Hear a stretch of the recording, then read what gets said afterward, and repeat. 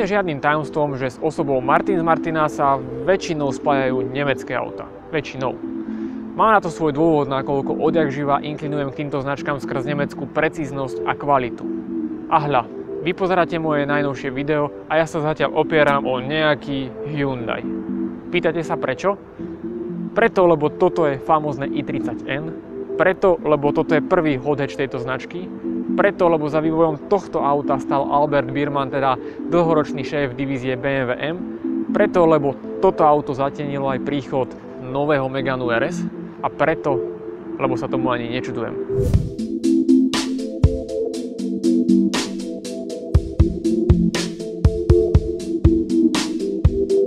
Prvého bludišiaka udeľujem Hyundaiu za dizajn, nakoľko práve ním si ma Enko získalo ako prvé. Nádhera. Vážený, presne takto si predstavujem ideálny hot hatch, ktorý na jednu stranu nie je nevýrazný, nenápadný a povedzme fádny ako taký Golf GTI a zároveň na druhú stranu nevyzerá tak premotivovane ako povedzme Type R, ktorý ako keby vám vybehol z PlayStationa za noc. Aby som bol presnejší, špičkové full LED svetlomety zabalené do takého agresívneho tvaru a čierneho podkladu, mimochodom aj prisvedcovanie do zákrúdy je pomocou lediek a nie halogénov. Napokon rovnako agresívne tvarovaný predný nárazník, zaujímavý detail červený splitter a plus vetranie alebo teda chladenie brzd, žiadne fejkové otvory, ale skutočný prívod vzduchu, nakoľko tu by som dokonca zmestil aj moju chudú ruku. No a na záver špecifický modrý lak Performance Blue, vďaka ktorému aj moja stará mama vie, že toto nie je len také obyčajné auto s mŕtvým trojvalcom.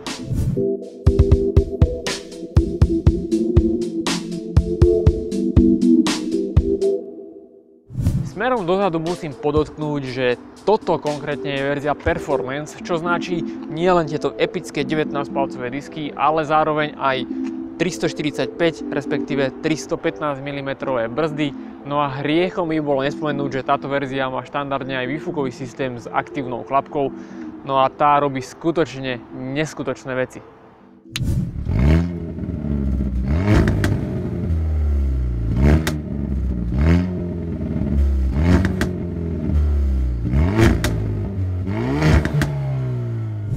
Priznám sa, že sám neviem, z ktorej strany sa mi to auto páči viac, lebo aj vzadu vyzerá neskutočne dobre. Efektné svetlá, efektný strešný spoiler s efektným brzdovým svetlom, difuzor, opäť aplikácia červeného detailu.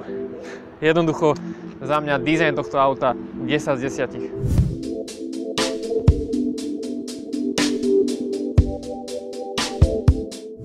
Samozrejme, podstata podstaty tkvie pod prednou kapotou, kde nájdeme preplňovaný 2-litrový štvorvalec, ktorý však v prípade verzie Performance nemá 250, ale rovno až 275 koní pri 6000 otáčkach a zároveň disponuje krútiacim momentom 353 Nm, pri krátkodobom overbooste je to však až 378 Nm.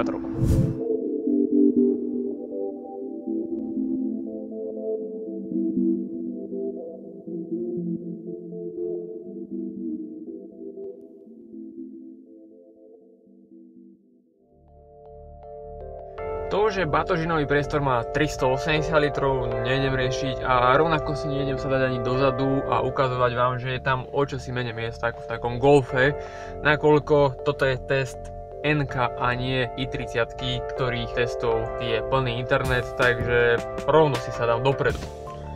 Takým krátkým okienkom si dovolím toto trošku v rýchlosti zhodnotiť. Veľmi taká moderná načasová palubná doska, dizajnovo sa mi to páči, je to také zaujímavé. Plus musím vypichnúť niekoľko detailov, ktoré ma v istom slova zmysle naozaj dostali.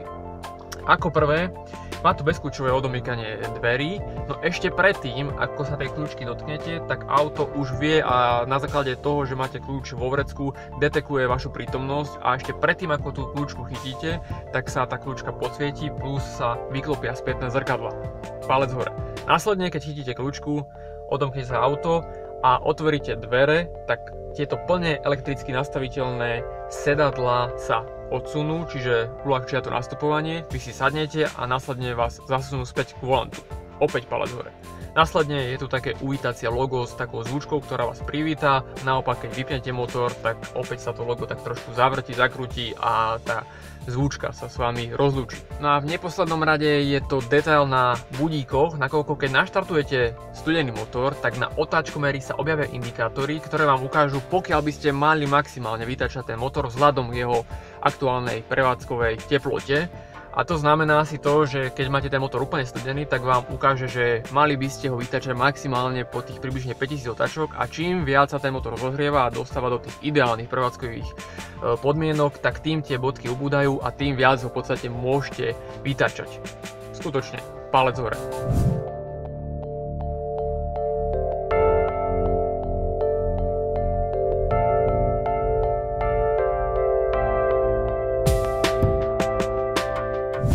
Slovami chvály rozhodne netreba šetriť nad týmito sedadlami, ktoré sú naozaj perfektné.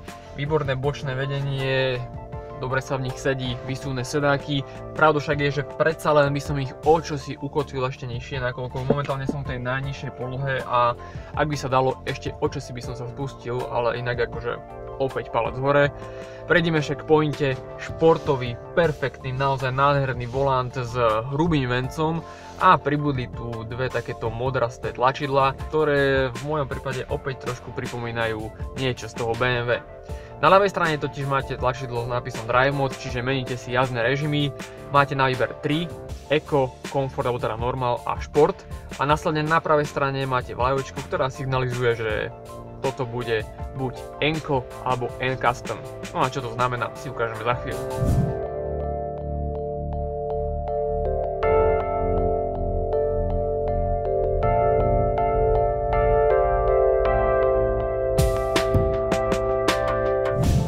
Pamätáte si, keď Mercedes-Benz prišiel na trh s voľne stojacimi obrazovkami alebo teda displejmi a každý na to frflal? Hľa, dnes to už má pomaly každá automobilka a je to pre mňa posun k lepšiemu, nakoľko z toho dizajnového hľadiska dobre, možno to nie je úplne na 100% všetko košer, ale je to v perfektnom zornom poli vodiča, čiže nemusíte tápať a hľadať niekde tu na dole, máte to pekné na očiach. Podstatné však je, že máte tu takúto hviezdičku, pod ktorú si viete uložiť čokoľvek chcete, no a keďže sedím v N-kovom aute, tak som si tam nastavil režim N, ktorý takto nejako vyzerá. Skutočne tá grafika je až prekvapivo, skutočne perfektná, precízna. Informácie o motore, turbo, krúťací moment, výkon, blablabla. Mňa zaujíma však režim Custom, kde si viem nastaviť takto efektne motor, medziplyn, diferenciál LSD, zvuk výfuku, či zavesenie koles, riadenie, ESC. No a myslím, že toto je ďalší náznak a dôkaz toho, že Hyundai zašiel s N-kom ďalej, ako by možno niekto čakal. A teraz nemyslím len tú grafiku, spracovanie a ako to vyzerá, ale hlavne to, čo všetko a ako si to môžete nastaviť a tie jednotlivé technické veci. No ale teórie bolo dosť, takže poďme jazdiť. Hyundai uvádza, že vďaka týmto featurekám si viete auto nastaviť až v 1944 možnostiach, pričom druhým dýchom dodáva, že tie ľavé režimy sú na bežné cesty a tie práve na okruh. Ja síce na okruhu nie som, ale bolo by hriech vám neukázať toto auto v plnej akcii, takže stláčam N-ko, volím režim N a idem vám trošku ukázať, čo toto auto znamená.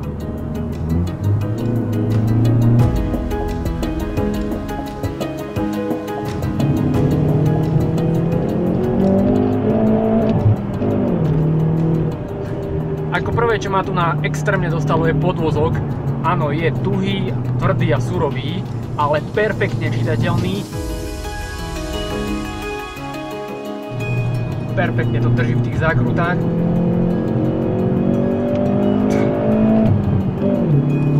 Vpredu elektronický samosvorný diferenciál LSD vážne veci robí, aj keď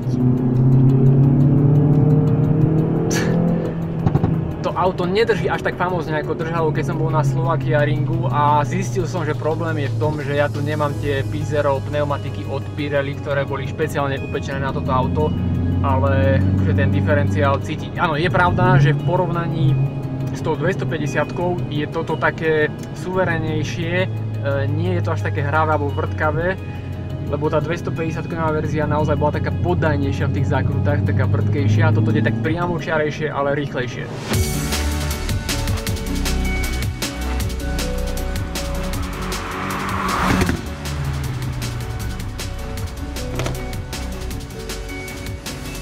Istým negatívom je nádrž iba 50 litrov, čo je tak málo na toto auto.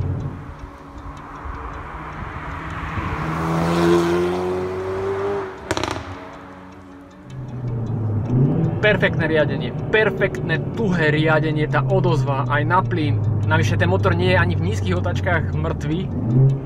A to prevodovka. 6-stupňový manuál, ktorý je inak štandardom, má však k dispozícii funkciu rail matching, teda medziplyny, ktoré naozaj oceníte pri preraďovaní, nakoľko to je veľká vec.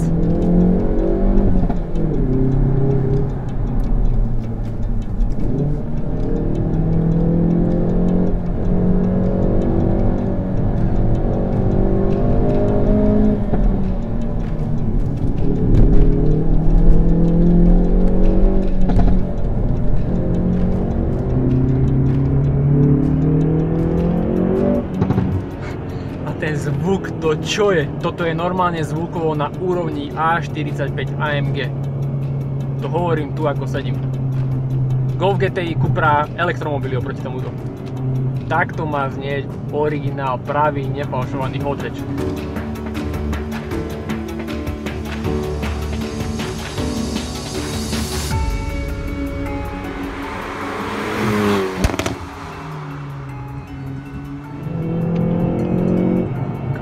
Derie do toho kopca. Aby som nezabudol, maximálka 250 samozrejme a akcelerácia na stovku za 6,1 sekundy. A dokonca je tu aj launch control, aj keď tu máte manuál. Neveríte? Sledujte.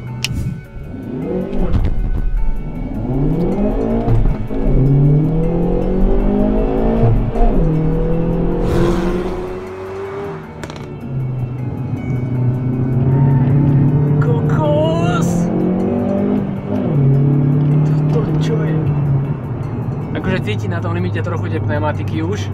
Ten podvozok je doslova na tých rýchlych ťahlých zákrutách rýchlejší ako motor.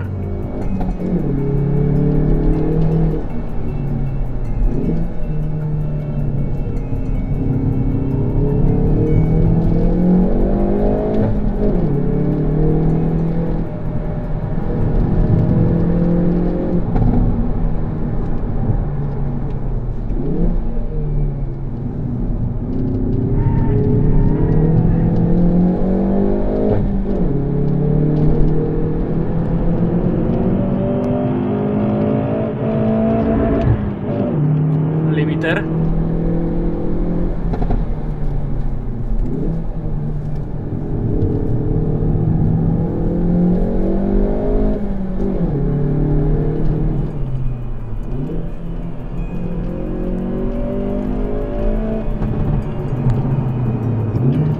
Tie brzdy. Vedel som, že to bude brzdiť dobre, ale že až takto. Akože už dlho som nemal taký úsmev na tvári ako pri tomto aute.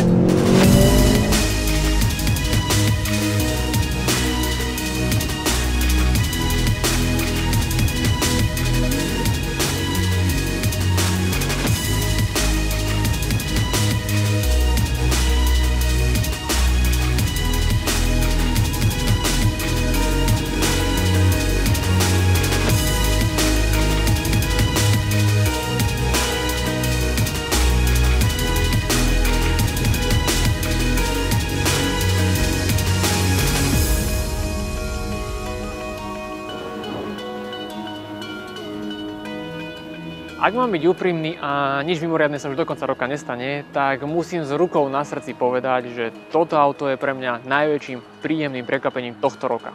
Ale pozor, i30N je ultimátny a nie univerzálny hot hatch, čo znamená, že toto auto vás neodvezie tak komfortne po rozbitých cestách ako Golf GTI povedzme a zároveň nepojme vašu 5-člennú rodinu do Chorvátska ako nejaká Cupra ST. Na druhú stranu, ak dôjde na lámanie chleba, nedaj Bože na okruh, tak toto auto predvedie také divadlo a zaručí vám takú radosť jazdy, o akej GTIčkári či RS-kári môžu len snívať.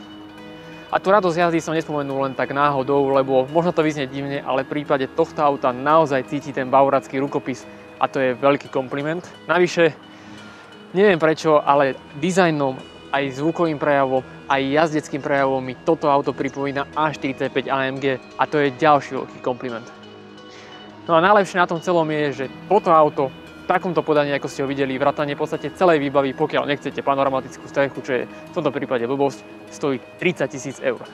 Ak máte teraz rozpísaný komentár, že bože, je to Hyundai a akú má spoľahlivosť, tak verte, že s týmto autom som jazdil celý jeden deň ostré kola na Slovakia Ringu a to auto išlo ako píla.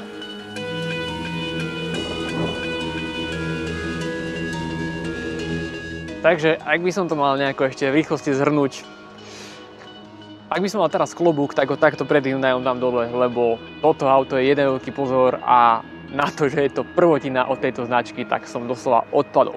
Naozaj. A navyše Hyundai garantuje na toto auto 5-ročnú záruku bez obmedzenia počtu kilometrov.